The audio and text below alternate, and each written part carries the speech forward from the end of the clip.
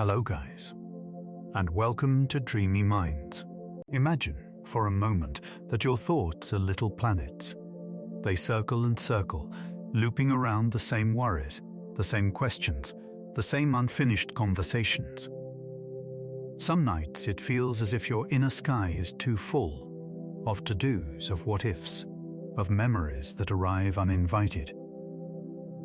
Sleep hangs somewhere just out of reach, like a quiet moon behind thin clouds. Tonight, you are invited to lean back, in your bed, on your pillow, and let your awareness drift outward, far beyond the ceiling, out past the rooftops and streetlights, past the thin blue layer of air that wraps the earth. Beyond the noise of your day, there is another kind of quiet. A larger stillness. The slow, patient breathing of our solar system. Somewhere deep in the mind, there are circuits that soften when we feel held by something bigger than ourselves. When we sense patterns that do not depend on our effort, or our performance, or our plans. Like the stars waiting quietly for night to fall, the planets continue their ancient paths whether we are anxious or calm, productive or exhausted. They move in their orbits with a kind of dependable grace, a rhythm that has been playing since long before you were born. In this gentle journey, we will drift through the most soothing truths of our cosmic neighborhood.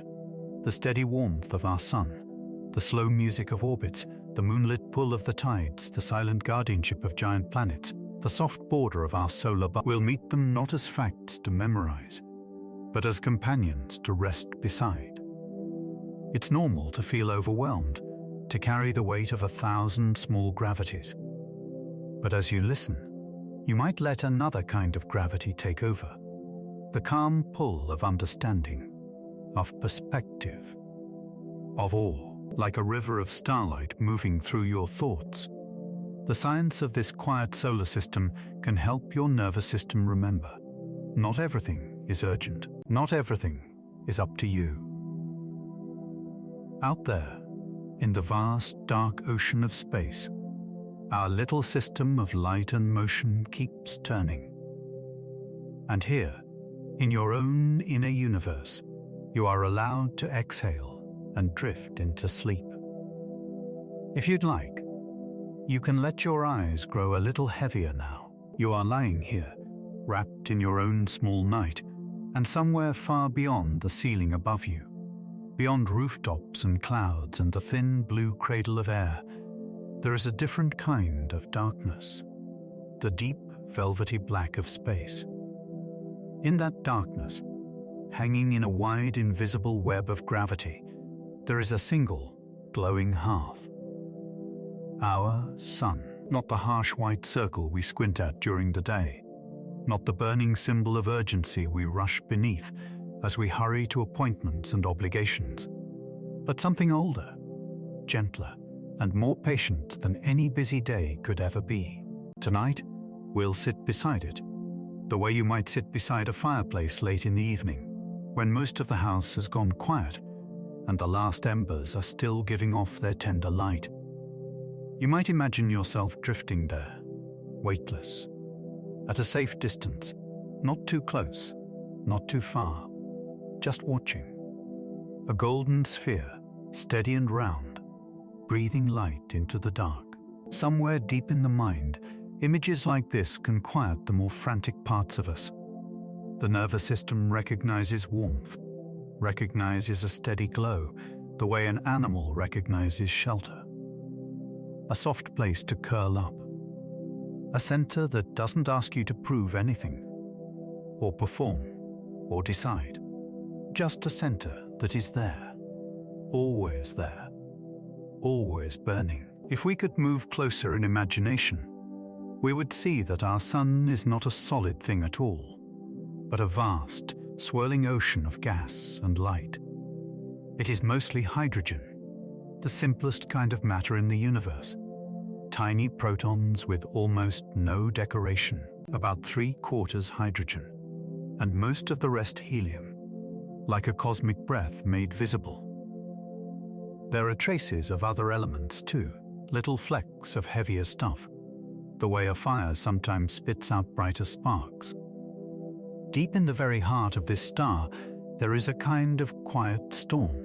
The pressure there is so intense, the temperature so unimaginably high, that individual hydrogen atoms are pressed so close together they can no longer remain separate.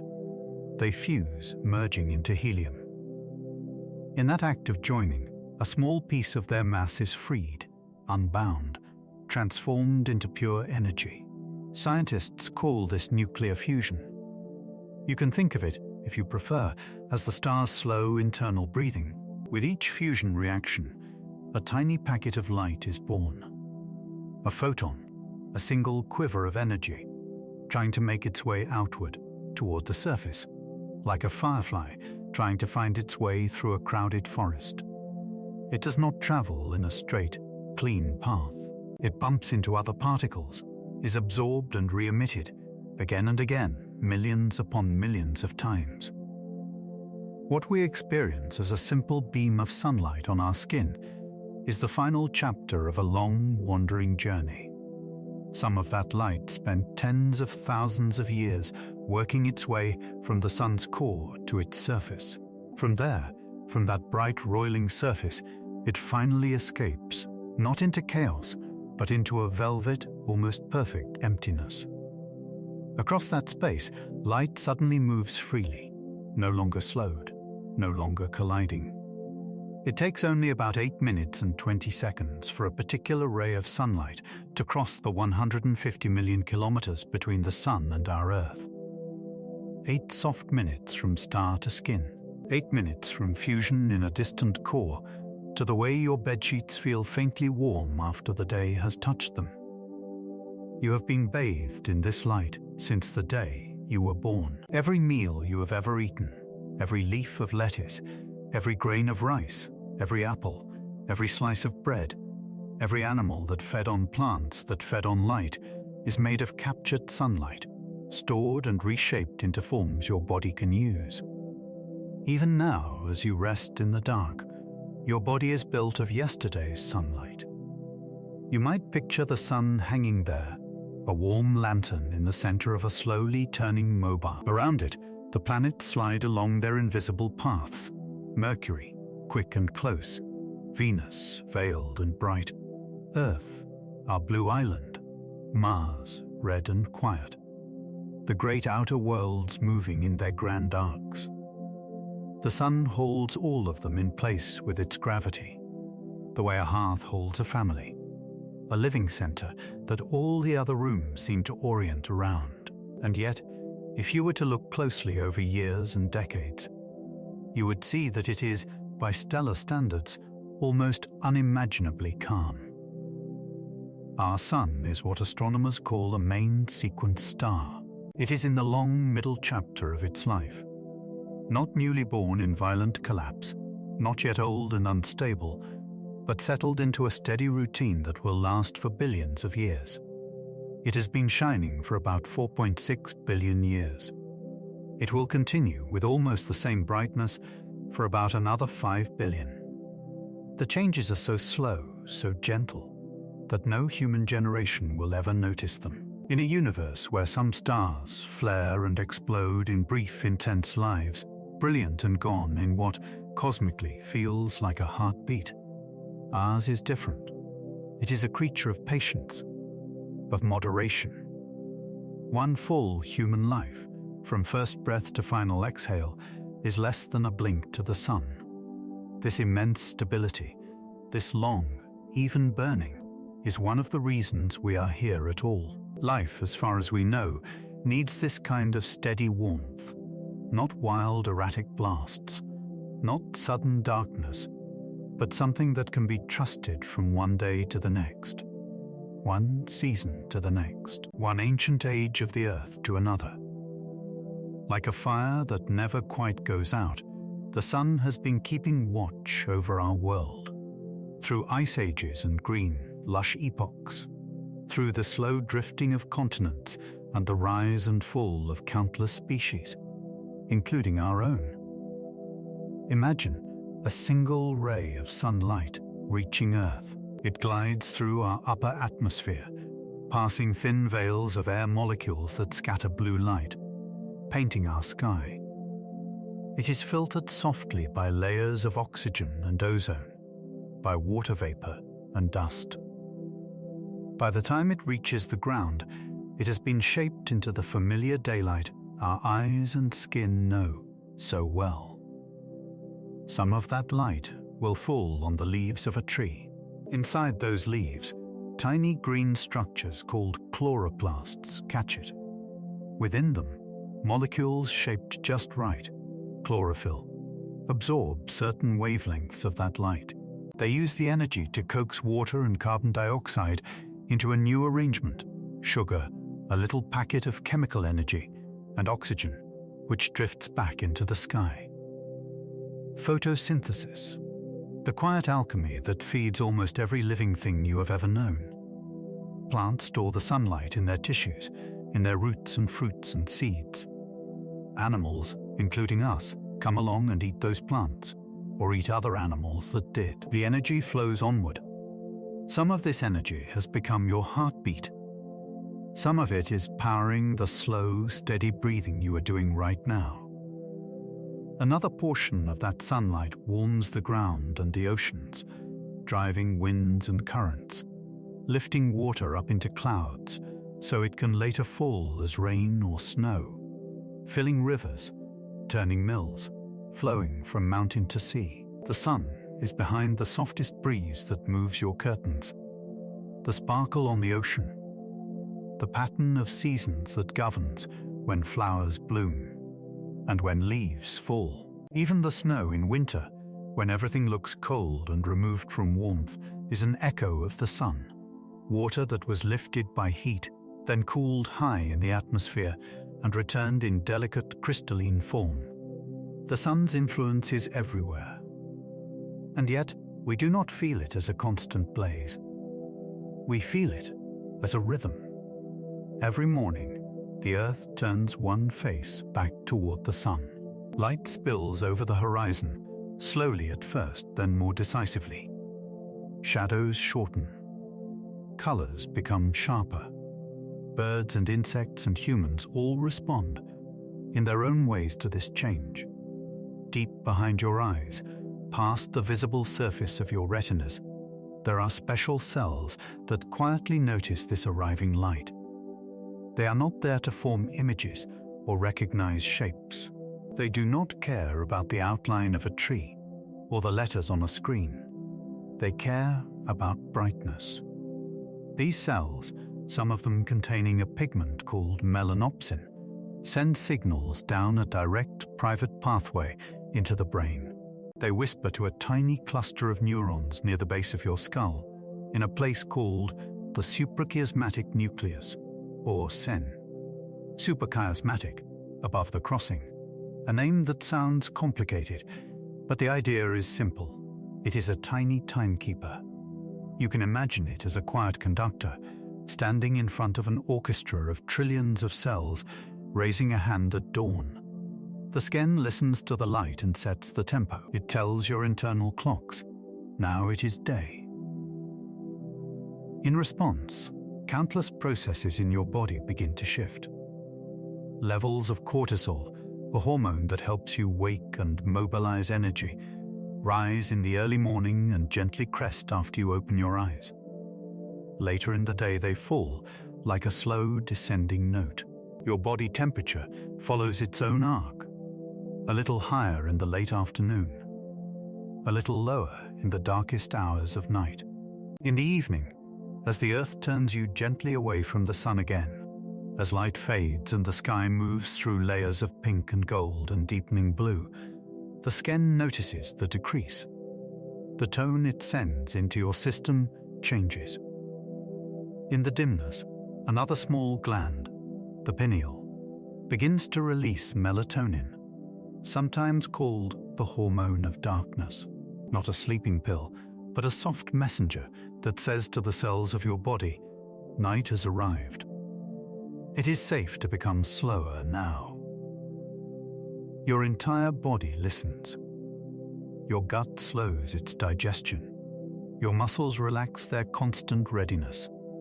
Your heart rate eases down, like a car coming to rest after a long drive.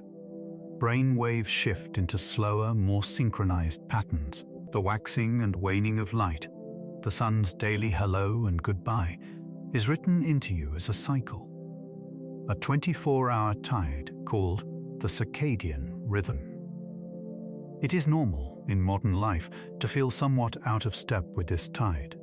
Bright screens at midnight, city lights turning the sky to a soft false glow, long workdays that begin before sunrise or stretch far into the night, all of these can tug at your inner clocks, pulling them away from the sun's simple cues. And when those inner clocks are misaligned, when the conductor's signals are drowned out or scrambled, the orchestra of your body can feel a bit off. Sleep feels lighter or more elusive, moods more fragile, thoughts more restless. But somewhere deep in the mind and body, the old rhythm still waits. It is the same rhythm that guided your ancestors, who watched the sky more often than we do, and built their days around dawn and dusk. It is the same rhythm to which trees open their leaves and close them, to which flowers track the sun across the sky. It is not gone. It is simply patient, like the stars waiting quietly for night to fall. Your inner timekeepers wait for conditions to be gentle enough, predictable enough, that they can hum along in peace again. You don't have to do anything extraordinary for this. You do not have to fix your entire life overnight. Small acts of alignment, a morning walk in daylight, a dimmer lamp in the hour before bed, a moment of stillness at sunset, can be little nods of recognition to the sun's guidance. For now, even lying here in the dark, you are held in that same cycle. You are on a planet that is currently facing away from the sun, but only temporarily. It is already turning, very slowly, toward the next dawn. Think for a moment of what your brain considers safe. Not excitement, not constant novelty. Deep down, the nervous system loves predictability. Day that follows night, night that follows day, the same star rising in the same sky, from roughly the same place on the horizon. Every morning of your life, your amygdala, the part of the brain that scans for threat, that keeps watch for dangers, is soothed when the world behaves as expected. Regular patterns whisper, nothing is attacking. The rules of the universe have not suddenly changed. The sun is the ultimate regular pattern. Even when clouds cover it, even when storms hide it from view, its light still arrives. Plants still photosynthesize. Clocks still follow the rotation of Earth. Somewhere high above the weather, that round, patient star is shining without your effort, without your attention. When we remember this, some of the burden we carry can soften. The feeling that you must hold everything together, that you are responsible for each detail of every day, can loosen slightly when you realize some of the most important things are happening entirely without you. The sun will rise tomorrow, whether or not you send that email, whether or not you said exactly the right thing in that conversation, whether or not you were as productive as you hoped. The star at the center of our system has outlived empires, languages, whole species. It has witnessed, in its slow, unhurried way, the entire human story so far, and it will witness many more chapters after us. There is relief in this, not in meaninglessness, but in letting go of the illusion that everything depends on your constant vigilance. You might like to imagine now that a single thread of sunlight connects you to this star. Not a harsh spotlight, not an interrogation beam, but a soft golden filament. It begins deep in the sun's core, where hydrogen is turning into helium in an ancient ongoing dance. It weaves outward through the layers of the star, through its surface, into space, and then, across 8 quiet minutes, it extends all the way to Earth. It finds, somehow, through the moving leaves and the passing clouds and the windows of buildings, its way to you, to your face, your hands, your closed eyelids on a bright morning, to the plants that fed you today, to the warmth in your chest. This thread has touched you every day of your life, whether or not you noticed. Every sunrise you didn't see because you were still asleep. Every afternoon you spent indoors. Every glint of light on a puddle you stepped over without a thought. It was there, carrying energy from that distant hearth to your small personal world. You have never lived a day without the sun's presence.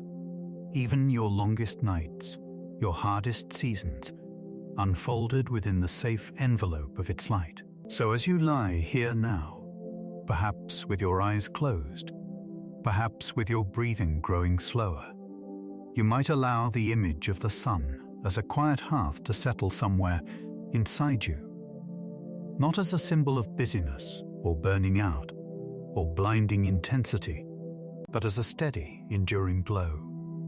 A lantern hung high above your life, marking out the days with gentle regularity. You can picture your inner clocks, those tiny timekeepers in your brain, resting tonight as they count the hours until dawn. You can feel your own rhythms, your heartbeat, your breath, like small echoing versions of much larger cycles. Tides of hormones, patterns of wake and sleep, the turning of a planet around its star. Nothing in you has to be perfect right now. Nothing in you needs to be fully solved or fully understood. The sun never asks this of you. It simply shines. It offers its light to the oceans and the forests, to the cities and the deserts, to the lonely and the joyful, to the confused and the certain, without discrimination, without demand. And in that same way, there are forces quietly on your side tonight, biological, cosmic, simple, working to bring you back into balance. Melatonin rising in your bloodstream like a soft tide. Brain waves slowing, muscles unwinding. The world outside your window is dark for now, but that darkness is only half of a cycle that has repeated itself through every single human night that ever was. You are part of that repetition. You are folded into it. Held within the circle, drawn by a faithful star.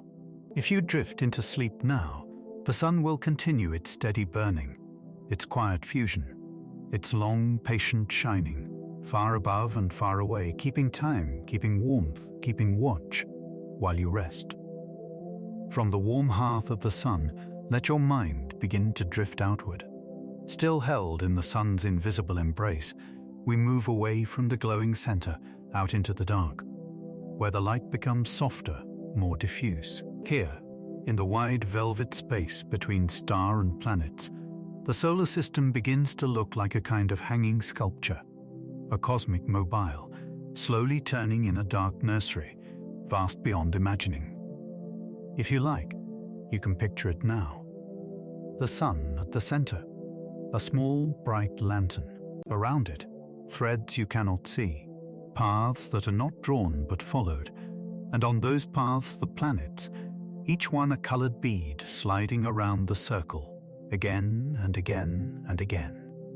Mercury, very close in, rushing along its tiny track. Neptune, far away at the outskirts, wandering so slowly that a single lap around the sun takes more than a human lifetime. In between, Venus, Earth, Mars, Jupiter, Saturn, Uranus, each one keeping its own pace, as though the universe had whispered to them, long ago, "This is your tempo. This is the music you will follow." Their motion is not chaotic, not random. It is a quiet choreography written in gravity and time. If you listen with your imagination, you might begin to hear it. A music so slow that the human ear cannot catch it, but the resting mind can somehow sense it. Notes held for months, chords stretched out over decades, harmonies that take centuries to resolve. A lullaby shaped not by seconds and minutes, but by seasons and years and generations. You are inside this music. Right now, as you lie here, this very moment is part of Earth's gentle turn around the Sun, and the Sun's own slow circling in the galaxy beyond. Even stillness is part of a much larger motion. When we talk about orbits, our thoughts often rush to diagrams and equations, to neat ovals sketched on paper. But under all the symbols and numbers, an orbit is a simple, almost childlike idea. It is what happens when something is always falling and always missing. Imagine standing on a high hill with a smooth stone in your palm. You throw the stone gently forward.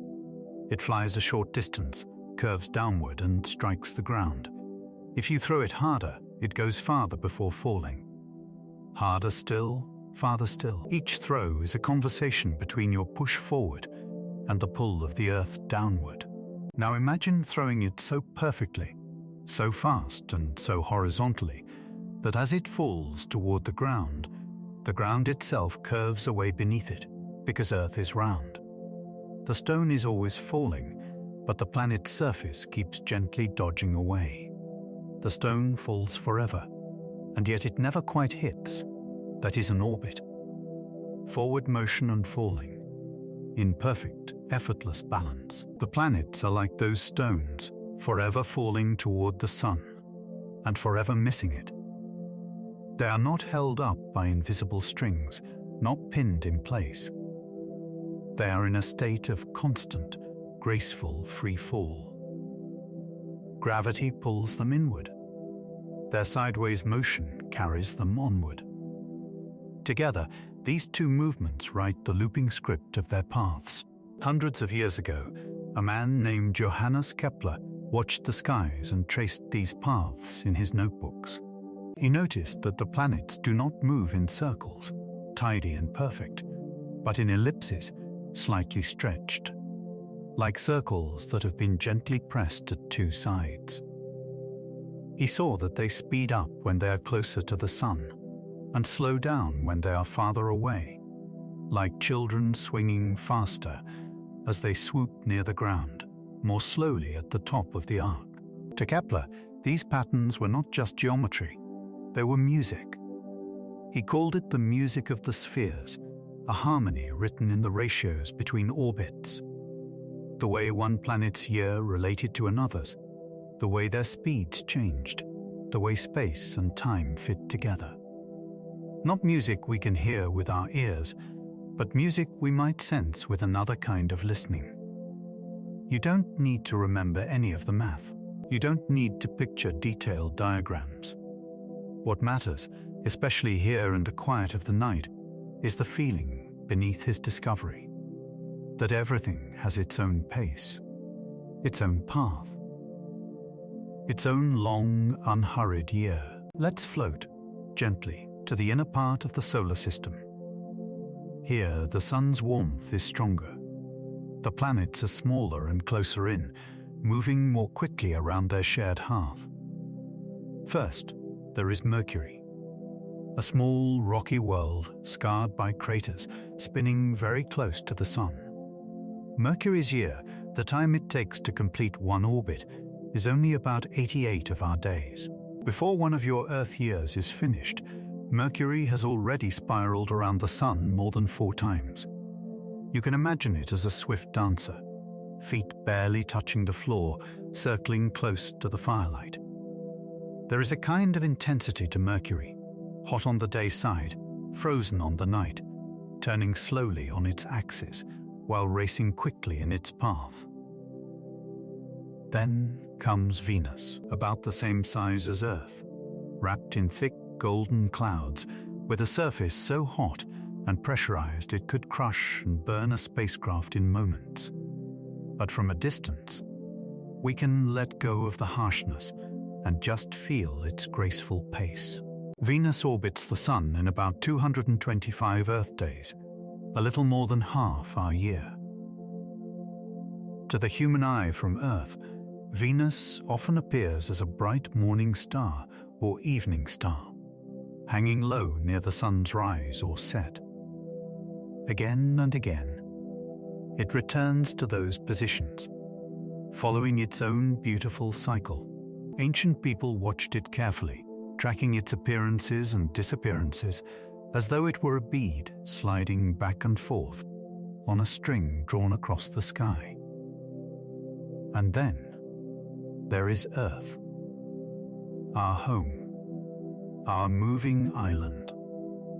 We often forget, because we are riding on it, that Earth is in motion at all. But as you lie here, your bed firmly under you, your body still, you are being carried along on a world that is not just spinning like a top, but also hurtling around the sun at about 30 kilometers every second. Every 365 and a quarter days or so, the Earth completes one full lap, one orbital year, one circuit in the great dance. We have synchronized so much of our lives to this motion, the way we name the seasons, count our ages, plant crops, build calendars. One orbit, 1 year. Another orbit, another year.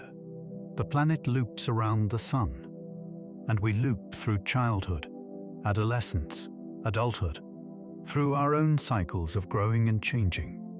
Just beyond Earth, there is Mars, the red planet, a dusty neighbor with mountains taller than any on Earth and valleys deeper than our grandest canyons. Mars takes about 687 Earth days to make its way once around the Sun, nearly 2 of our years. Its orbit is a bit wider, a bit slower. You might picture Mars as a thoughtful walker, lingering a little longer on its path, taking an extra breath before completing each circuit. Already, in these 4 worlds, we can feel different tempos. Short and quick, soft and bright, calm and familiar, slow and pondering. The solar system is not a single, uniform beat. It is a layered rhythm, each planet keeping its own time, yet all still bound to the same central flame. Farther out, past the orbit of Mars, there is a wide region where countless small rocks orbit. The asteroid belt, a kind of scattered gravel ring. Beyond that lies the realm of giants. Jupiter comes first, a vast planet of swirling gases, storms larger than our entire Earth, bands of tan and white and rust circling its globe. Jupiter is so massive that more than 1,000 Earths could fit inside it. Its gravitational reach is deep and powerful, tugging gently on everything nearby. Jupiter's year, one loop around the Sun, takes about 12 of our Earth years. Imagine a child born when Jupiter is aligned with some particular starry background. That child will be in middle school or beyond by the time Jupiter has returned to that same position. Around Jupiter, dozens of moons orbit, little worlds in their own right. 4 of them are large enough to see with a simple telescope: Io, Europa, Ganymede, Callisto. 3 of these moons, Io, Europa, and Ganymede, move in a special pattern, a resonance. For every 1 orbit Ganymede makes, Europa completes 2, and Io completes 4. 1, 2, 4. Like 3 notes sounding together, forming a chord. Their gravitational tugs on each other keep this rhythm locked in place, like dancers holding hands, so that none of them can drift off beat. The result is a subtle, constant kneading of their interiors, especially Io, which is the most volcanically active world we know. Its surface remade again and again by internal heat. Even here, far from our beds and worries, the universe is counting. 1, 2, 4, 1, 2, 4, a slow, unending music of motion. Next is Saturn, another gas giant, adorned with its ethereal rings, thin, bright sheets of ice and rock, stretching out like a halo. Saturn's year is almost 30 Earth years long. Someone born when Saturn is at one point in the sky might not see it return there until they are nearly 30 themselves. Saturn, too, has many moons, And within its rings, particles and small moons influence each other's orbits, creating gaps and waves, patterns resembling ripples in a pond, frozen and slowly shifting. Gravitational resonances sculpt these shapes, like invisible fingers tracing designs in the dust. Then come Uranus and Neptune. Uranus, tilted dramatically on its side, spins almost like a rolling ball. It takes about 84 Earth years to go once around the Sun. Neptune, deep blue and distant, needs about 165 Earth years for a single orbit. A child born under one Neptune will be long gone before that same Neptune has fully circled the Sun again. Out here, the music of orbits stretches into something so slow it might as well be a drone, a background hum. Long, drawn-out notes, suspending themselves across the centuries. And yet, they are still in rhythm, still falling and missing, still part of the same dance. If you listen closely to your own body right now, you may notice that you too are full of orbits. Your chest rises and falls as you breathe and inhale and exhale, and then another and another. Each breath is its own small loop, air entering, swirling through branching airways, slipping into countless tiny sacs where oxygen moves into your blood, and then flowing back out, carrying carbon dioxide with it. Your heart beats in a repeating pattern, a lub-dub that sends a wave of blood out through your arteries and then receives it back. This pulse cycles through you again and again, a steady orbit of blood, circling from core to limbs and back. Even your thoughts and moods orbit. A worry appears, circles your mind for a while, and then drifts away, often to return unexpectedly, like a comet on a long elliptical path. Joys and sorrows, too, have their own repeating arcs, some quick and fleeting, some rare and long period, visiting only now and then. Somewhere deep in your brain, millions of neurons fire together in rhythms. Tiny electrical pulses rise and fall in waves, fast when you are alert and focused, slower as you become drowsy, slower still as you fall into deep sleep. Scientists sometimes call these patterns brain waves, measured in cycles per second, like the beats of a very tiny, very fast metronome. When you listen to a steady sound, a drum, a ticking clock, a gentle piece of music, some of these brain rhythms begin to adjust themselves, to align. This is called entrainment. Your brain waves, your heartbeat, even your breathing can be gently drawn toward the tempo of something you hear or feel. It's why a lullaby can calm a restless child, why a slow, repetitive sound can make your own consciousness feel looser, more dreamlike. Right now, as you listen to a slow description of orbits and planets moving in their long arcs, a part of your nervous system may be echoing that slowness. The imagery of these extravagant, unhurried cycles can give your own mind permission to soften, to stretch out in time, to be less hurried. It is normal for thoughts to speed up, especially at night. When the outer world gets quieter, the inner one can grow louder. Worries can start to spin, looping around the same track over and over, like a satellite caught too close, circling anxiously above a single point on the ground. You might recognize this, replaying a conversation, planning for every future scenario, listing things you wish you had done differently. The orbit grows tight and frantic. The same thoughts pass by again and again, as if there is no way to escape their pull. But orbits can change. A satellite that is nudged gently, gradually, can rise to a higher, wider path. Its period, its year, becomes longer. From that wider orbit, the view becomes broader. The speed slows. The constant circling over the same exact ground eases. You don't have to force your thoughts away.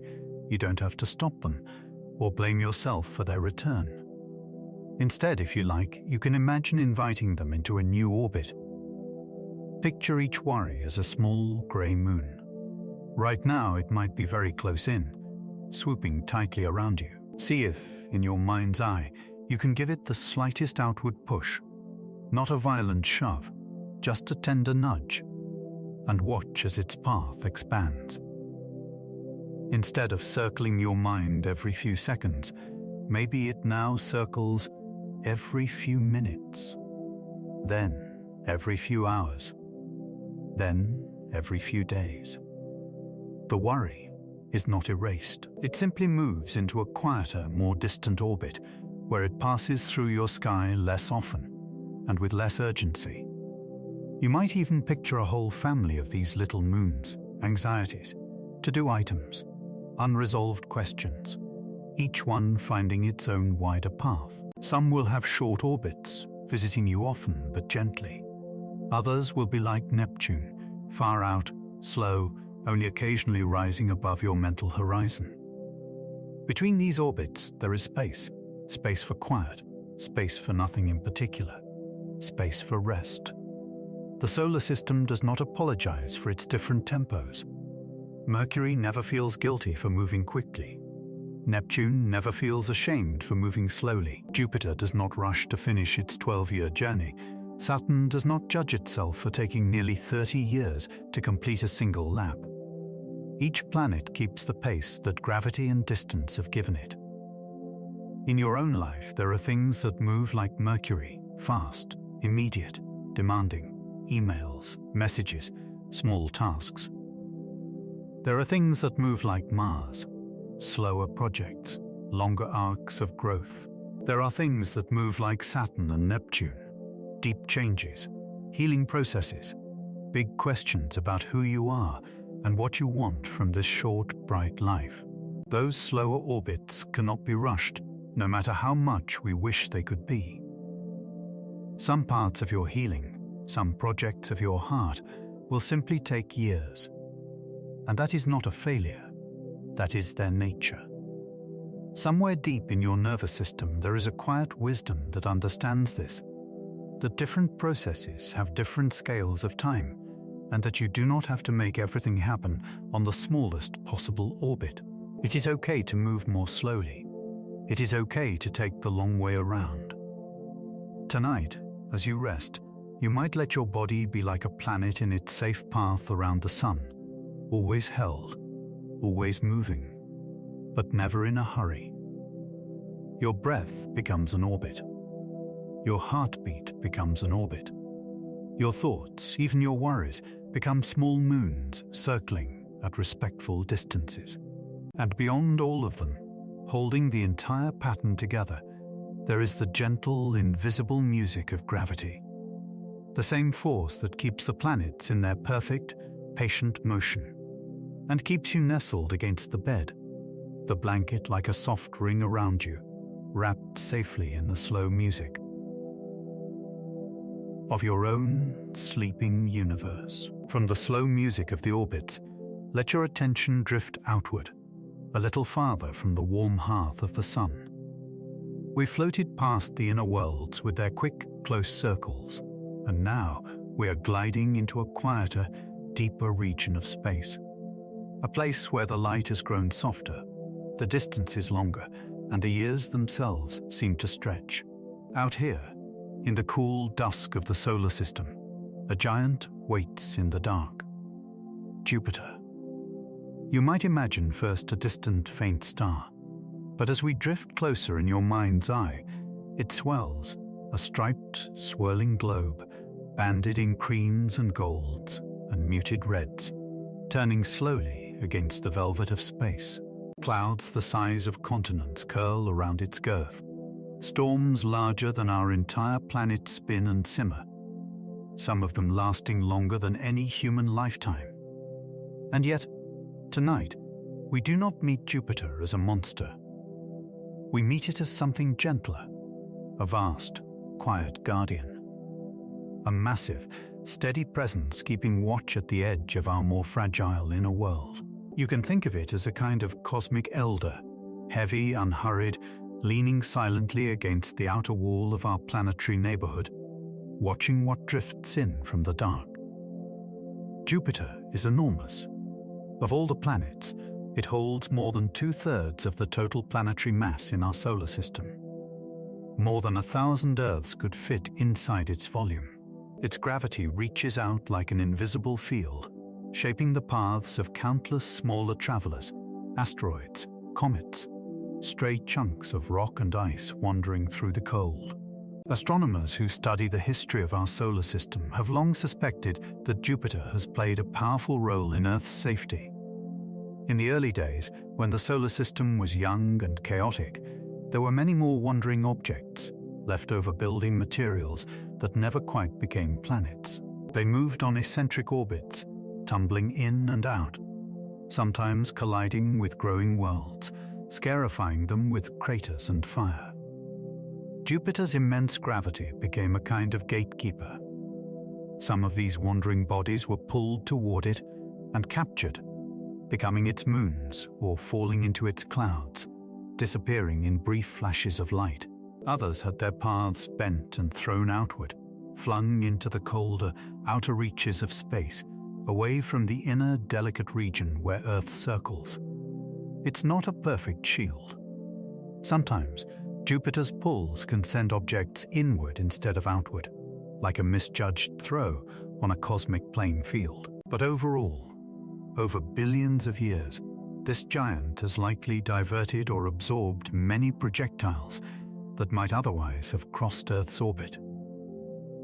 You might imagine Jupiter's gravitational field as a huge, unseen hand, resting between us and the deep, dark outer regions. Most of the stones that come tumbling inward meet that hand first. They are caught, deflected, or softened before they ever reach our small blue garden closer to the Sun. In July of 1994, the world caught a rare glimpse of this protective role in action. A comet, later named Shoemaker, Levy 9, had wandered too close to Jupiter. It was torn into a string of icy fragments by the planet's gravity, like beads pulled gently off a thread. Then, one by one, those fragments fell into Jupiter's atmosphere. From Earth, astronomers watched as dark scars bloomed on Jupiter's face, temporary bruises in its upper clouds, each one larger than our whole planet. In the cold mathematics of space, it was only another impact among countless impacts. But to the human eye and to the human heart, it felt like a moment of revelation. We were watching a giant take the hit. A reminder that there are collisions happening out there, far from us, that much of the violence of space is absorbed by distant, heavier bodies long before it could ever touch our smaller, more vulnerable one. In a way, those dark marks on Jupiter were like fingerprints on a shield. Evidence that something had stepped, quietly and without announcement, into the path of flying stones. If we move closer to Jupiter in imagination, we don't land on a solid surface. There is no rock to stand on, no ground to touch with our feet. The planet is mostly hydrogen and helium, like a star that never quite ignited. As you descend through its atmosphere, the gas grows denser, the pressure rising, until it behaves more like a strange metallic fluid, an exotic ocean under crushing weight. But we won't go that far. We'll stay in the quiet shell around Jupiter, among its moons and faint rings, where gravity still rules, but the views are gentler. Jupiter's largest moons, Io, Europa, Ganymede, and Callisto, orbit like a miniature solar system. Each one of them is a world, with its own landscapes and secrets. Io, pulled by tidal forces, is stretched and squeezed every orbit, its insides heated until volcanoes constantly reshape its surface. Europa, smooth and bright, hides a deep ocean beneath its icy crust, an entire world of water kept liquid by the same gentle kneading. Ganymede, larger than Mercury, has its own magnetic field. Callisto, cratered and ancient, bears the marks of billions of years of impacts. Jupiter's gravity holds all of these moons close, guiding their paths, preventing them from wandering away into the emptiness. It shepherds them, keeps them in stable orbits, like a patient guardian keeping watch over a cluster of children in a wide open field. This image of a massive, steady presence quietly taking on the brunt of impacts, holding many smaller worlds in orbit, shaping their fates with its weight, has a kind of echo in the human mind. Because somewhere deep in your brain, you too have structures dedicated to watching the sky for danger. In the center of your head, beneath the layered folds of cortex where your more conscious thoughts arise, lies the limbic system, an ancient set of structures involved in emotion, memory, and survival. Among them are two small almond-shaped regions called the amygdalae. The amygdalae are like tiny sentinels, one on each side, endlessly scanning your internal and external worlds for signs of threat. They are quick, fast-acting.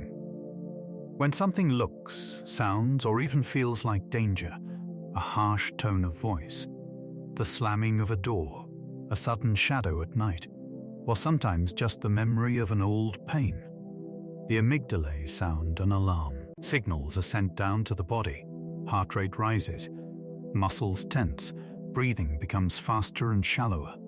Stress hormones like adrenaline and cortisol release into the bloodstream. This is your own internal version of impact defense, ready to move you out of harm's way.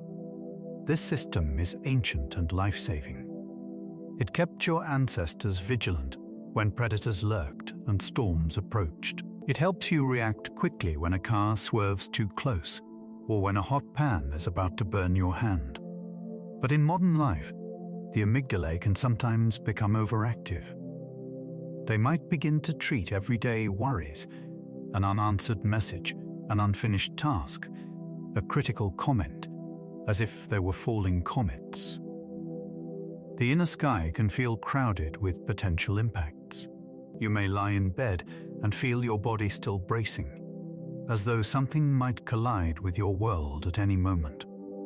It is exhausting to feel like the only guardian of your own life, to feel that every incoming stone, every duty, every potential danger, every what if, must be caught by you, personally, before it strikes.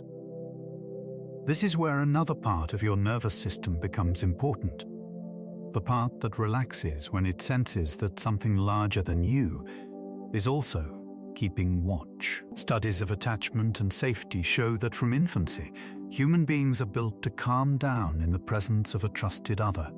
A baby, startled by a loud noise, will cry. Heartbeat quickens, tiny muscles contract, the amygdala flares with alarm. But when a caregiver picks the baby up, holds it close, rocks it gently, something remarkable happens. The baby's heart rate begins to slow. Stress hormones decline, breathing deepens. The amygdala's firing eases, while areas involved in soothing and social connection, circuits that release oxytocin and activate the parasympathetic, rest and digest branch of the nervous system, begin to glow more brightly. This is called co-regulation, the nervous system of one being helping to settle the nervous system of another. The child's body learns in thousands of such moments a quiet lesson. When someone bigger and steadier is here, I can rest. I am not the only one guarding the sky. As adults, we still carry this wiring, a calm voice on the phone, a friend sitting beside you, a partner's sleeping breaths heard softly in the dark. These can still ease your own limbic alarms. Even the idea of being protected, the belief that something beyond you is holding some part of the chaos at bay, can soften your physiology. Heart rate slows, muscles unclench. The mind opens a little more space between thoughts. Tonight, Jupiter and its fellow giants, Saturn, Uranus, Neptune, can become symbols of that feeling. They are not conscious guardians, of course. They do not decide to protect. Their gravity is simply what it is. Their orbits are written in the simple language of mass and distance. And yet, in the story of our solar system, they have played the role of massive buffers at the edges of our more fragile zone. Far beyond Jupiter's path, another giant moves with its own slower grace. Saturn. If Jupiter is a heavy shield, Saturn is a shield adorned with intricate patterns, a broad, ringed silhouette turning in the dark. Saturn is another gas giant, a little smaller and lighter than Jupiter, but still far, far more massive than Earth. Around it, a wide, delicate system of rings spreads out, millions of individual fragments of ice and rock, each piece following its own path, all together creating the illusion of a solid, glowing band. Saturn's gravity, too, shapes the space around it. Small moons, known as shepherd moons, move within and near the rings, their pulls sculpting sharp edges and gaps. The particles between them bunch up or thin out in response, forming waves and structures, like frozen ripples in a lake. In places where orbital periods fall into simple ratios resonances, the gravity of a moon can clear a path entirely, leaving a dark lane in the ring, a silence in the music.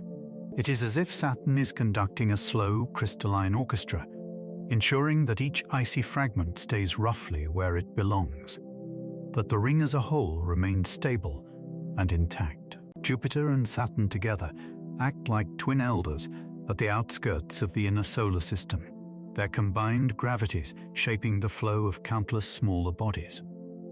They can deflect, capture, or redirect comets and asteroids that wander too close, preventing many of them from ever reaching the region where Earth moves. You might imagine the four giant planets, Jupiter, Saturn, Uranus, Neptune, as a loose ring of quiet guardians, standing far back, shoulders squared toward the dark. We are nestled inside that ring, close to the warmth of the sun, mostly unaware of how many potential collisions are softened by their presence. In your own life, there may be people, or places, or even inner images that play a similar role. A memory of someone who once sat with you when you were hurting, not fixing, not pushing, just staying. A favorite spot in nature where, for reasons you can't quite explain, you always feel a little less afraid. A phrase that someone you trusted once said, "It's okay now, you're safe," that lives on in the back of your mind like a small, enduring echo. These are psychological Jupiters and Saturns, large, steady presences that your nervous system can lean against. Sometimes they are external. Sometimes, over time, they grow internal, part of your own voice, your own self-talk, your own capacity to comfort yourself. Trauma therapists sometimes talk about building an inner safe figure, an imagined or remembered protector you can call to mind when you feel alone with your fear. The brain does not make a sharp distinction between an outer protector physically present and an inner protector vividly imagined. In both cases, the amygdala can ease, stress hormones soften, the body finds a little more rest.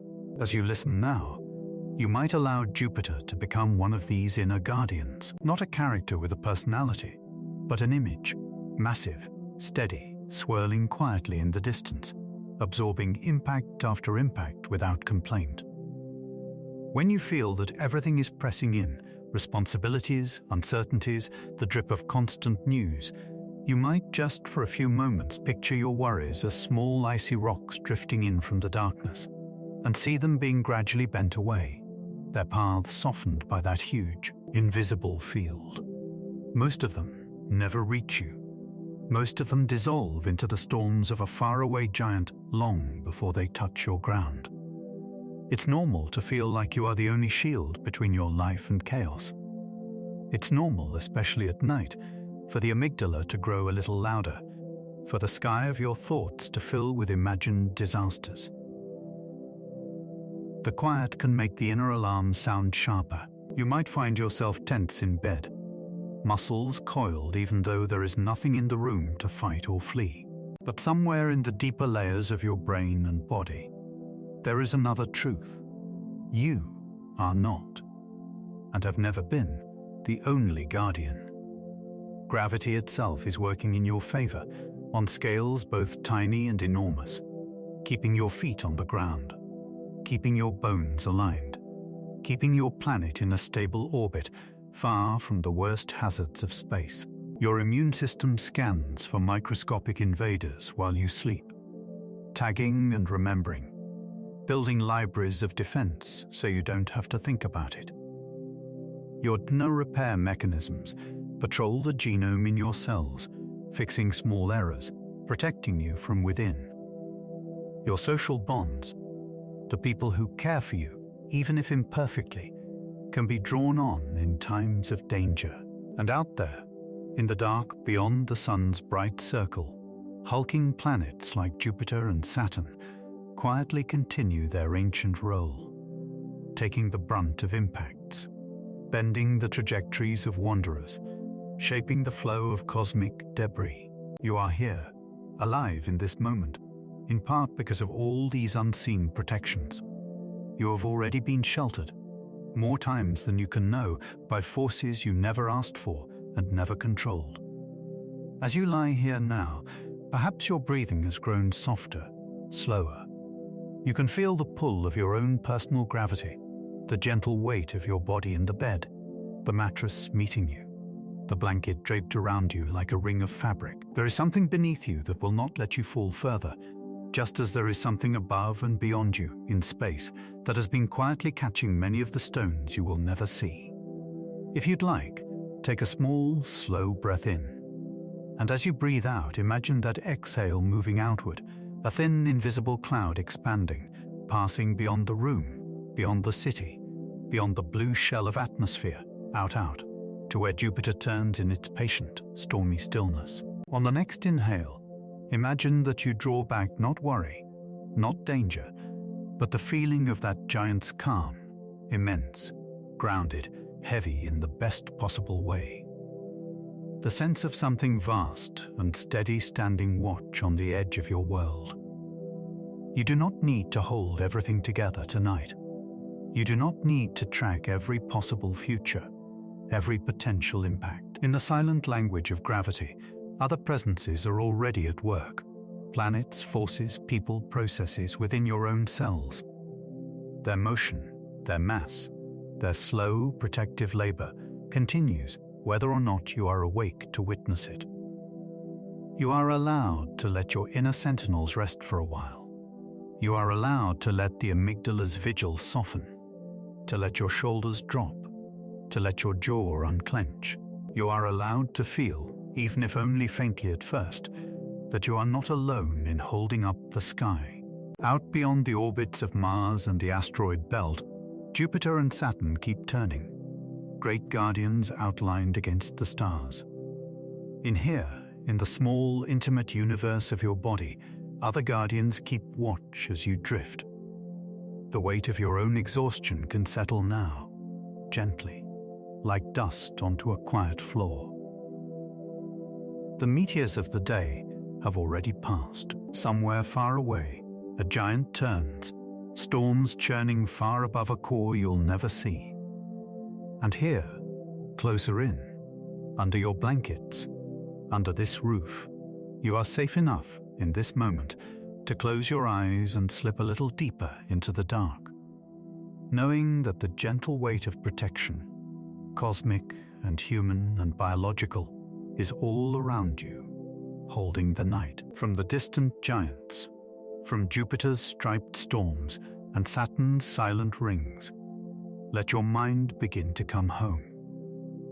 We drift inward again, across the cold, deep spaces where sunlight is thin and days last too long. Slowly, the sun grows larger, brighter. The familiar orbit of Earth comes into view, a small blue world wrapped in white clouds and thin air, turning slowly like a dream suspended in darkness. And just beside it, always close, always following, there is a smaller light. Our moon, not roaring like the sun, not swirling like Jupiter, but something quieter, more personal, a companion rather than a king. a presence that feels less like a distant star and more like a neighbor on the same dark street. You might imagine looking out a window now, into your own night. Perhaps you can almost see it, the moon hanging there, pale and patient, like a lantern forgotten but still lit, high above the roofs and trees. For as long as any human has looked up, the moon has been there. It is the same moon your ancestors saw, the same cratered face, the same gentle glow, the same slow cycle of phases. People with very different languages, very different beliefs, very different stories, all recognized it, all traced its shape in the sky.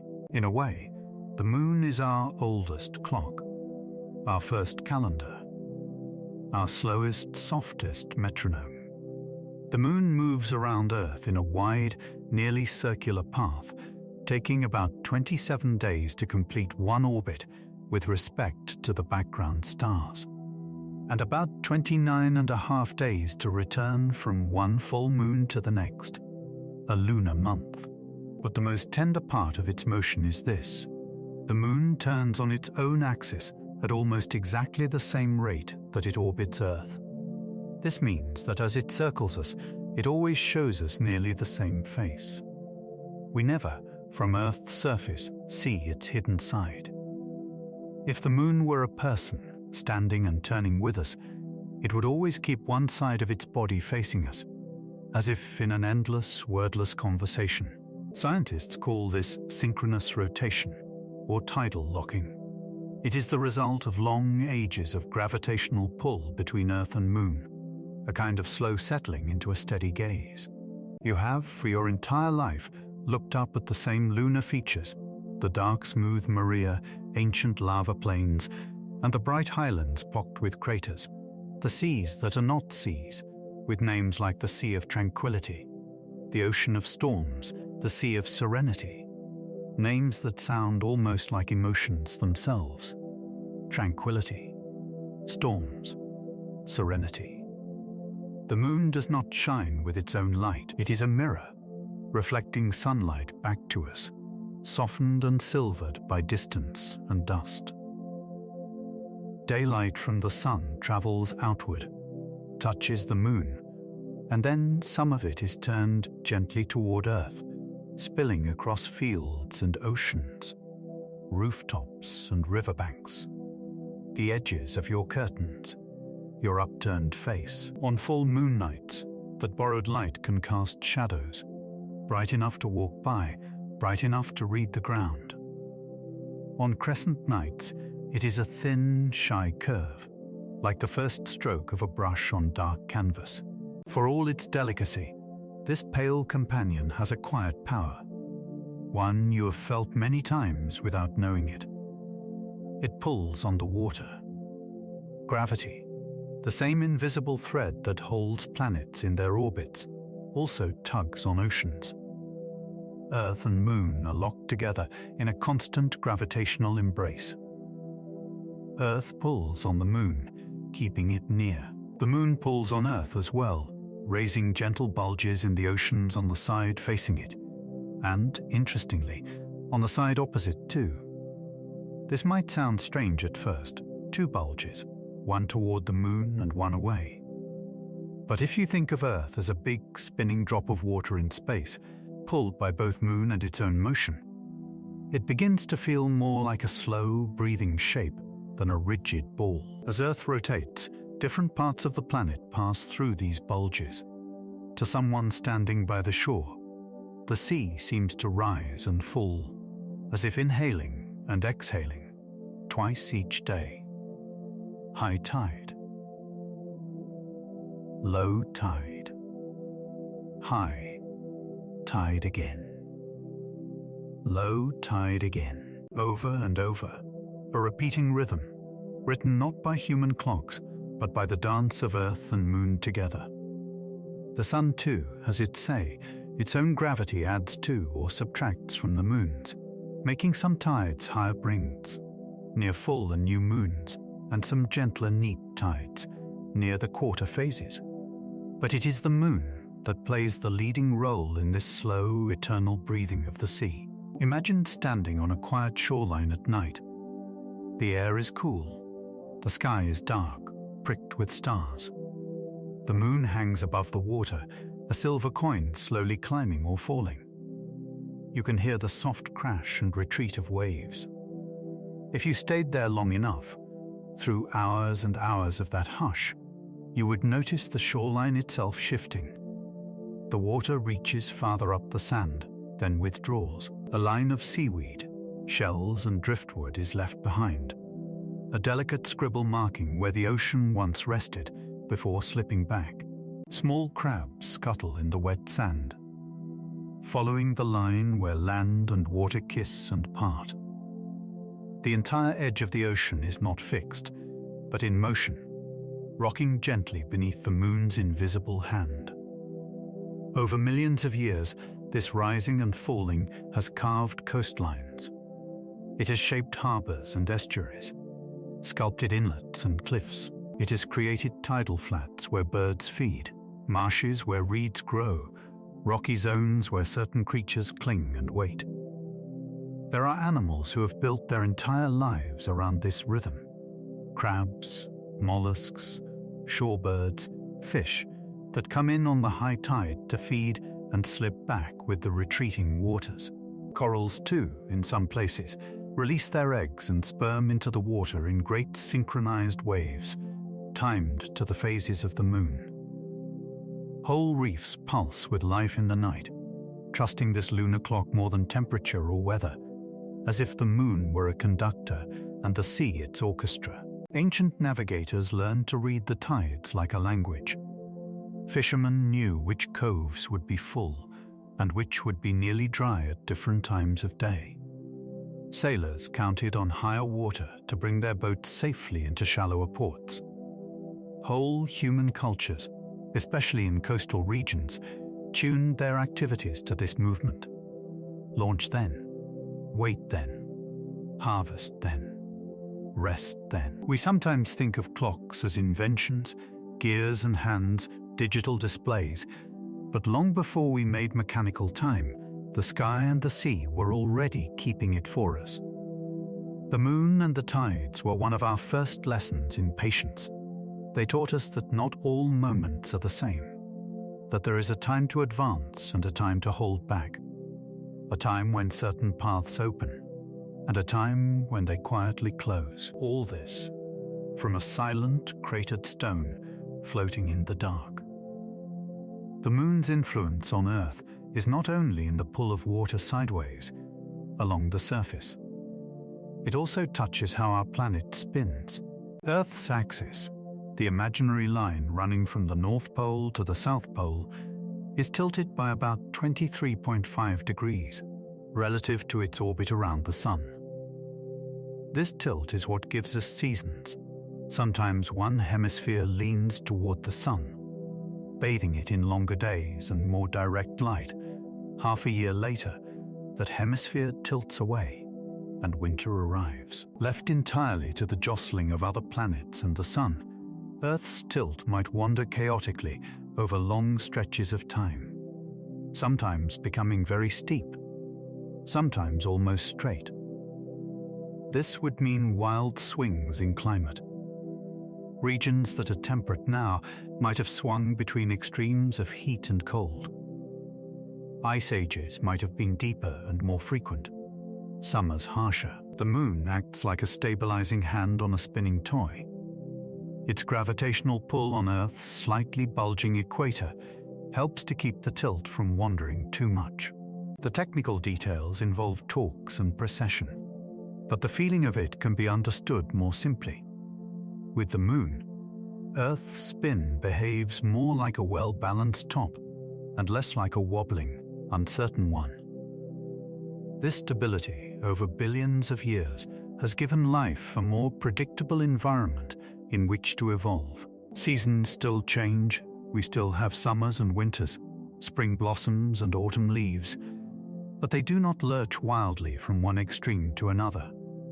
Instead, they come and go in gentle cycles that plants and animals, including us, have learned to anticipate. In this sense, the moon is indeed like a cosmic hand on Earth's shoulder, not stopping the spin, not controlling it, but steadying it, whispering, in the language of gravity, easy now, not too much. Stay close to this angle, it will serve you well. Inside your own body, there are also tilts and balances to be maintained.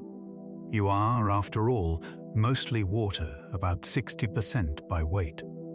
This water is not static. It moves in loops and streams, in pulses and waves, blood flowing through arteries and veins, lymph drifting through its quiet channels, air moistening as it enters your lungs, tears gathering when you feel too much, sweat beading on your skin, saliva forming when you smell food or even remember it. Your breath itself is a tide. Inhale, the chest rises, the diaphragm drops, air flows inward like water rushing up the shore. Exhale, the chest falls, the diaphragm lifts, air flows out like water retreating back into the deep. You do this perhaps 12, 15, 18 times each minute, depending on your body and your state of rest. Each one a tiny wave, a small cycle, bringing in oxygen, carrying out carbon dioxide. You do not have to order it to happen. You do not have to plan each breath. Somewhere in your brainstem, clusters of neurons fire in gentle, rhythmic patterns, keeping this life tide going as long as you live. Your heart is another kind of tide. With each beat, blood is sent surging out from the heart, pushed through vessels big and small, delivering oxygen and nutrients, picking up waste products to be filtered and cleared. The pulse you can feel at your wrist or in your neck is a small surface sign of this deeper current. Even your thoughts move in waves. Brain activity is not just random sparks. It oscillates. During wakefulness, beta and gamma waves dominate, faster, more desynchronized patterns that allow for focus and quick responses. As you grow drowsy, alpha and theta waves become more pronounced, slower, smoother. In deep restorative sleep, very slow delta waves roll across your cortex, large, lazy swells of synchronized activity.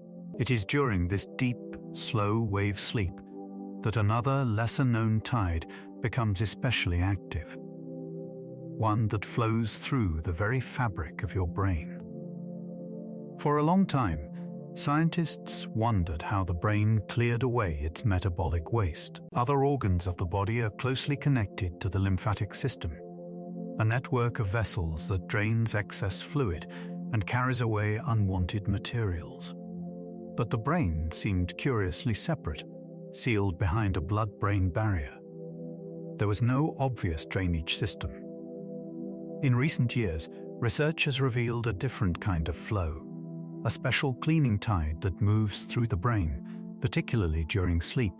It is called the glymphatic system.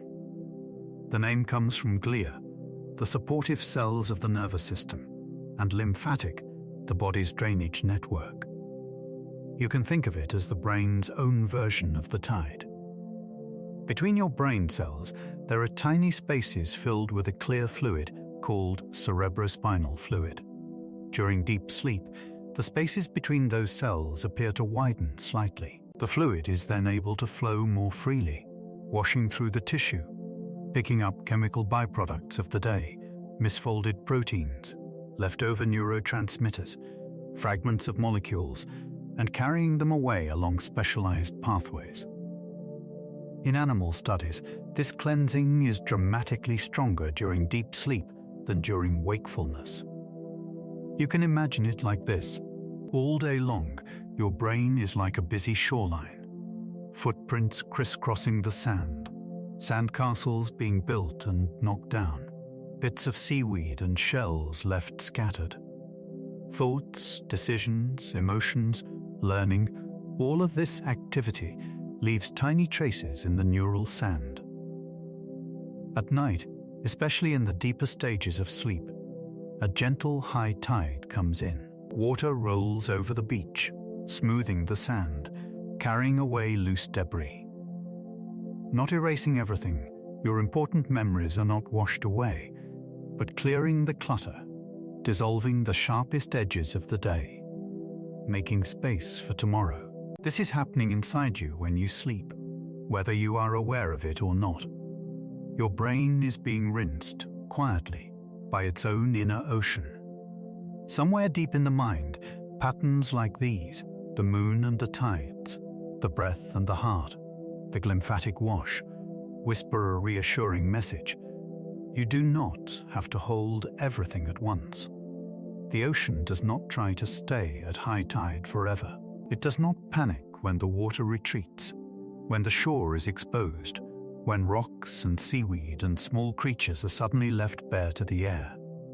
It simply follows the pull, rises when it is time to rise, falls when it is time to fall. Your feelings, too, move in tides. Anxiety swells, sometimes seemingly out of nowhere, sharp and insistent. Then, under the right conditions, a kind word, a quiet room, a little time, it ebbs. Maybe not all at once, maybe it returns in smaller waves, but it does not stay at the peak forever. Sadness arrives, grey and heavy, like a cloudy tide. It can feel, in the moment, as if it might never recede.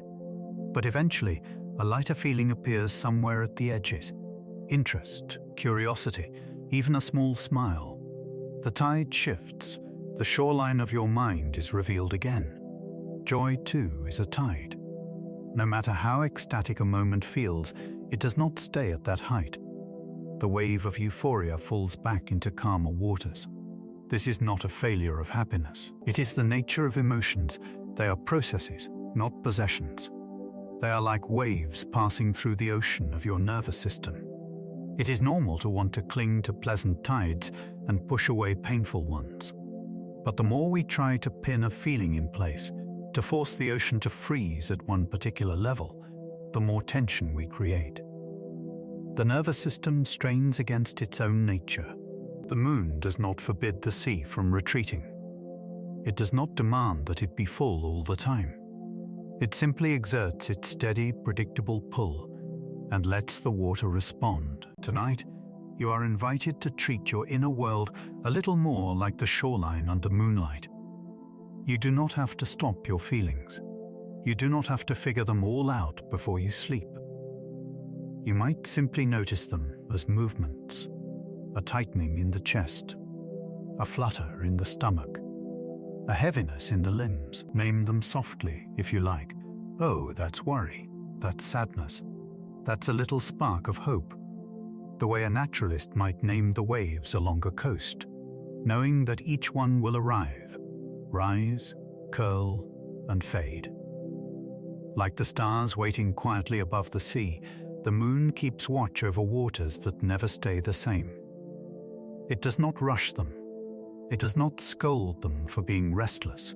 It just continues its silent path, night after night, phase after phase, offering a gentle, constant presence against which all this movement can unfold. You can borrow that image now. Imagine your awareness as the moon, calm, slightly distant, quietly luminous. Your thoughts and emotions are the tides below, rising and falling, sometimes choppy, sometimes smooth. You watch them, but you do not have to become each wave. You do not have to throw yourself into the surf every time it changes. You can remain, like the moon, simply witnessing. Perhaps, outside your window, the actual moon is shining now. Or perhaps clouds hide it. Perhaps where you are, it is new moon, dark, invisible, present only as a curve of gravity written in the ocean's rise and fall. Whether you see it or not, it is there, circling you, steadying the tilt of your world, pulling at the seas with a gentle hand, marking the passage of nights and weeks with its changing face. Inside you, your own tides are moving as well. your breath flowing in and out, your heart gently pushing life through your veins. The slow nightly waters of the lymphatic system beginning to gather, ready to wash through your brain as sleep deepens, clearing away the small sediment of the day. You do not have to manage this. You do not have to direct the flow. Like the sea under the moon, your body knows what to do when you surrender to the dark. As you lie here, you might feel the weight of your body against the bed, your own gravity, small but real, drawing you toward the mattress, toward rest. You are, in your own way, a little planet with your own inner oceans, rotating slowly through another night. Outside, the moon continues its quiet journey. Inside, your waters listen, and together, outer light, inner tides, they invite you to loosen your grip, to trust the cycles you were born into, and to let yourself drift a little more deeply into the long, gentle waves of sleep. From the soft pull of the moon and the rocking of the tides, let your awareness drift outward again. We travel now away from shorelines and clouds, away from blue oceans and green fields, out past the shimmering thread of our atmosphere, into a different kind of ocean, a darker, quieter one. We have visited the sun, the planets, the great guardian giants. We have felt the tug of gravity and the sway of invisible cycles. But there is something else here, something that fills most of the solar system and yet is almost nothing at all. The space between the sun and the planets, between one orbit and the next, between worlds that never touch. This is the realm of emptiness, not the harsh, frightening emptiness of loneliness, but a wide, patient openness, a silence stretched so gently and so far that even light has to take its time crossing it. Tonight, we will float there, in that dark velvet between orbits, and see how something that looks like nothing can be deeply, quietly comforting. Imagine, for a moment, that you could zoom out from Earth. You rise above your city, your town, your home. Streets shrink to thin lines. Lights become scattered points. Clouds spread beneath you like soft blankets. Then the whole planet spreads out, blue and white and brown, round and delicate, turning slowly. From this height, Earth feels huge. But keep going. Pull back farther, and the moon's orbit appears, a pale ring traced by an invisible pencil 380,000 kilometers wide. The distance between Earth and Moon already feels enormous. You could line up almost 30 Earths in that gap, and yet it is only a small local step. Farther still, and the orbit of Earth around the Sun begins to appear, a broad, almost perfect circle. The Sun becomes the center again, the other inner planets joining the dance. You can see the path along which our world moves, 150 million kilometers from the star at its heart. That number is strange to hold in the mind. 150 million. It can feel abstract, like a string of digits with no texture. So you might imagine it another way. If the sun were the size of a large exercise ball in your living room, Earth would be a tiny marble or grain of pepper, circling at a distance of about 15 or 20 meters, in another room, or down the hall, maybe out in the yard. Venus would have its own track a little closer. Mars would circle a bit farther. Between those little marbles and the central glowing ball, most of what exists is not planet, not rock, not flame. Most of it is simply space. Even our closest neighbor, Venus, is usually tens of millions of kilometers away. We share the same sun, the same gravity holding us, but there is a vast, careful distance between our paths. When we look up at that small bright dot in the morning or evening sky, we are looking across a gulf so wide that the fastest thing in the universe, light itself, takes minutes to cross it. And that is only the inner solar system. Pull back more, and Jupiter's wide circle appears, then Saturn's, then the pale ovals of Uranus and Neptune, thin and ghostly at the edge of sight. The Sun's family of planets hangs in space like a delicate sculpture, and between each ring of motion, there are immense, almost unimaginable stretches of darkness and quiet. We often imagine space as crowded with glittering stars and swirling nebulae, with asteroids tumbling and comets streaking past. But truly, most of it is empty. Not perfectly empty, of course. There are a few stray atoms here and there, thin currents of charged particles, the occasional dust grain drifting like lonely pollen. But compared to the air you breathe, a sea of molecules pressing against your skin, the space between planets is practically nothing at all. In a cubic centimeter of air at sea level, there are something like 10 billion molecules jostling and colliding, crowding each other constantly. In a similar volume of interplanetary space, there may be only a handful of atoms. Emptiness is the rule, matter the exception. There is comfort in this if you let it in slowly. When we think about the cosmos, our minds often leap to collisions, meteors smashing into planets, objects slamming together at terrific speeds. We imagine chaos, danger, things hitting, shattering, exploding. Those events do happen, but they are rare. In the vast theater of our solar system, these dramatic scenes are separated by long stretches of stillness. Most rocks, most comets, most particles drift for ages without ever touching anything else. They follow their own long, looping paths through the quiet, occasionally nudged by gravity, but almost never crashing. The solar system is roomy, spacious, almost shy in how much space it grants to each planet, each wandering stone. The orbits do not crowd one another. They do not overlap. Each world is given a wide lane in which to move, like distant cars on an empty highway at night, their headlights never quite crossing. If you have ever felt your day packed too tightly, every minute filled, every moment crammed with messages and notifications, obligations and noise, this picture of space might feel like a glass of cool water, because your nervous system, for all its ability to keep up with busyness, does not thrive in constant collision. It also craves open space. There is a part of your brain that loves to wander. When you are not engaged in a particular task, not solving a problem, not reading, not listening intently, your mind drifts. Thoughts arise unbidden, memories float up, imagined futures spin across your inner screen. Neuroscientists sometimes call the network of regions active in this state the default mode network, the brain's resting hum.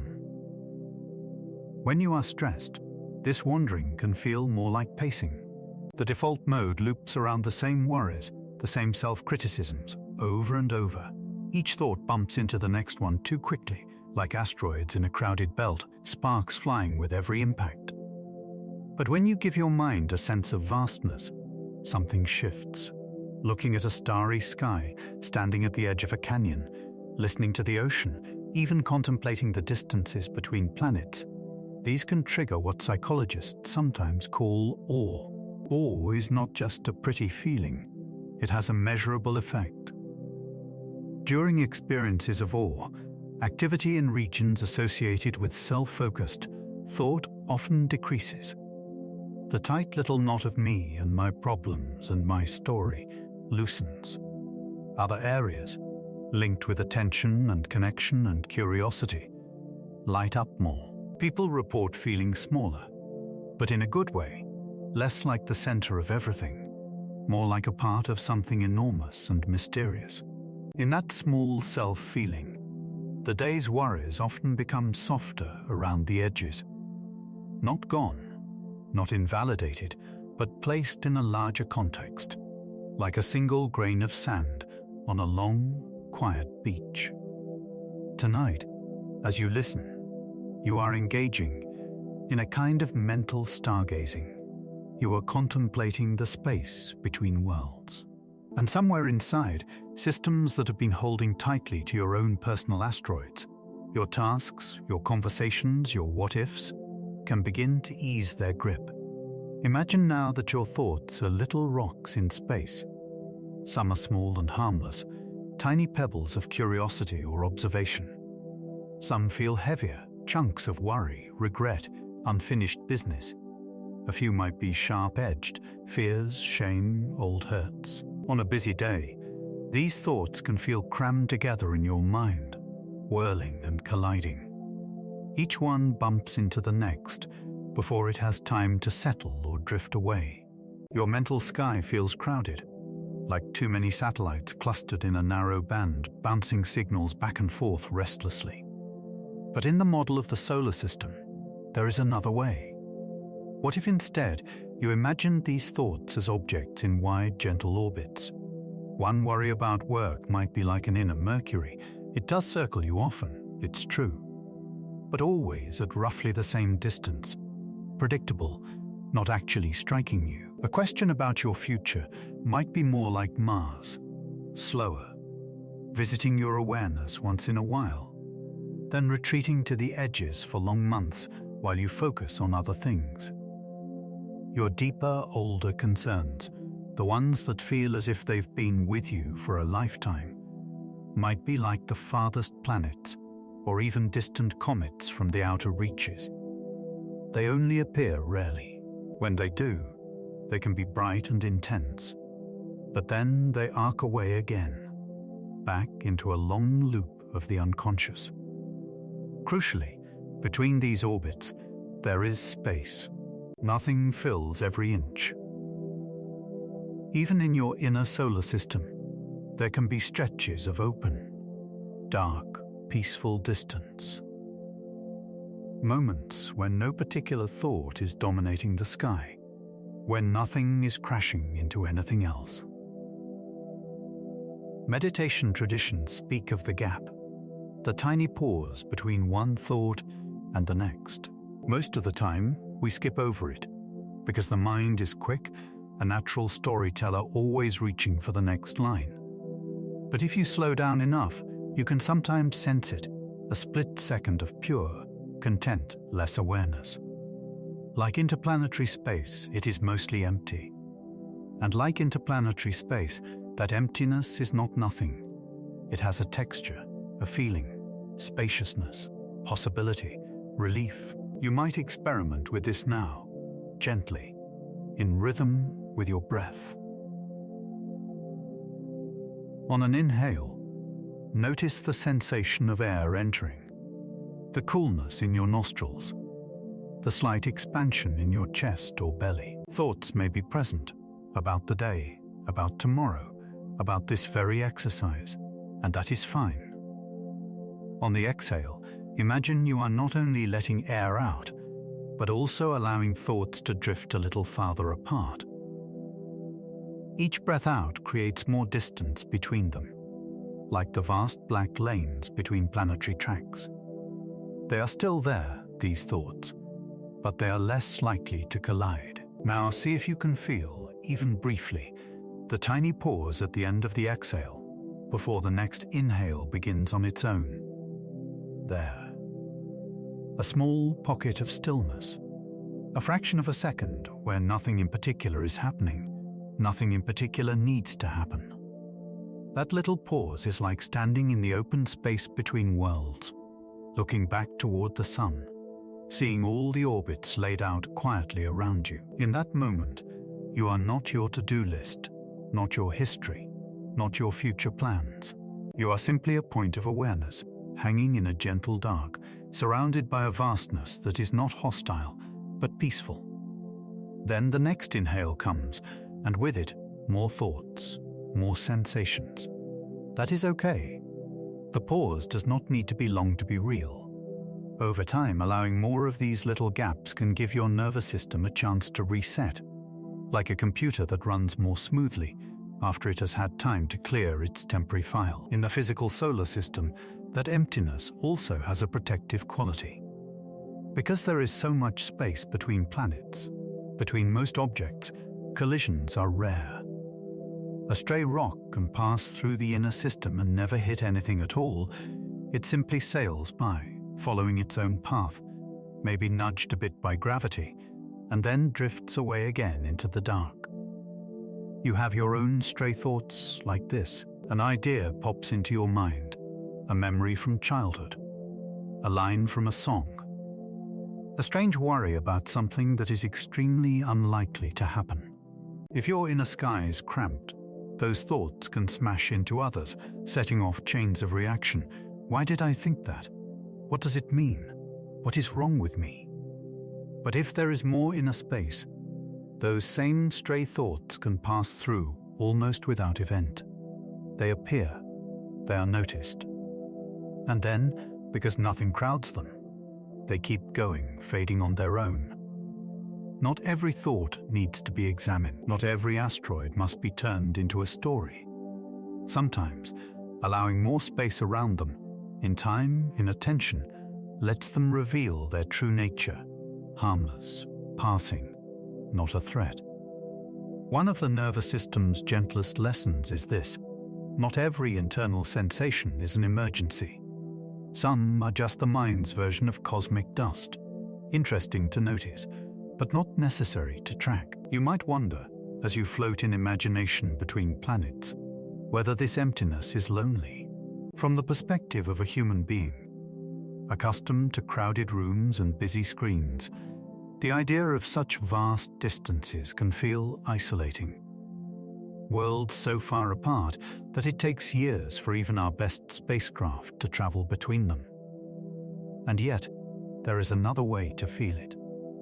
The planets do not seem to suffer from their solitude. We can imagine them, yes, as neighbors separated by great yards of dark, but also as dancers in a slow, spacious ballroom. Each has room to turn without bumping another. Each can follow its own elegant trajectory, unhurried, unjostled. The sun's light still reaches all of them. Gravity still links them in a shared pattern. From the top of the atmosphere of any one planet, the others appear as bright dots moving predictably against the stars, subtle but present. The system is connected, even if its members rarely come close. You, too, are connected, even in your quietest moments. Even when you are alone in a room, lying in the dark, there are unseen threads tying you to others. Relationships, memories, shared experiences, the simple fact of being human on this world, under this star.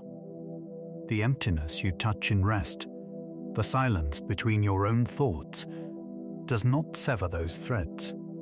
It only gives them more breathing room, more space for you to feel yourself as part of something larger, not trapped in a tiny box of constant mental noise. As your body relaxes more deeply, you might imagine yourself now floating in a small ship, somewhere between Earth and Mars. The sun is to one side, a bright coin too intense to look at directly.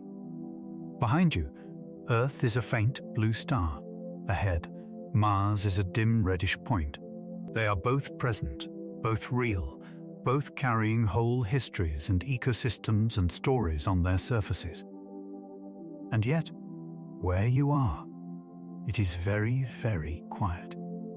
You cannot hear Earth's traffic, its sirens, its conversations.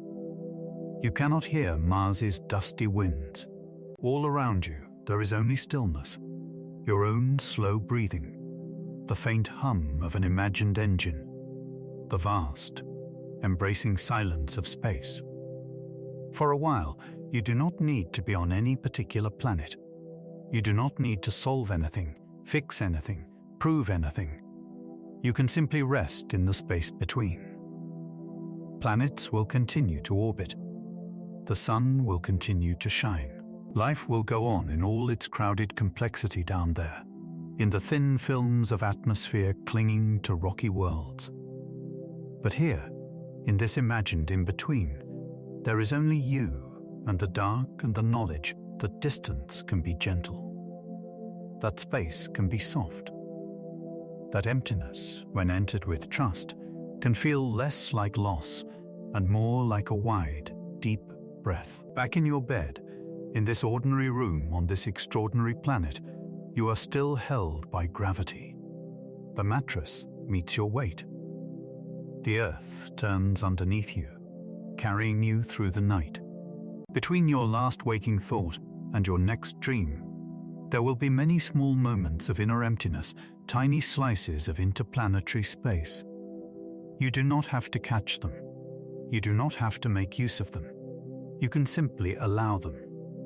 Thoughts will come and go, like planets in their orbits, like comets on their long paths.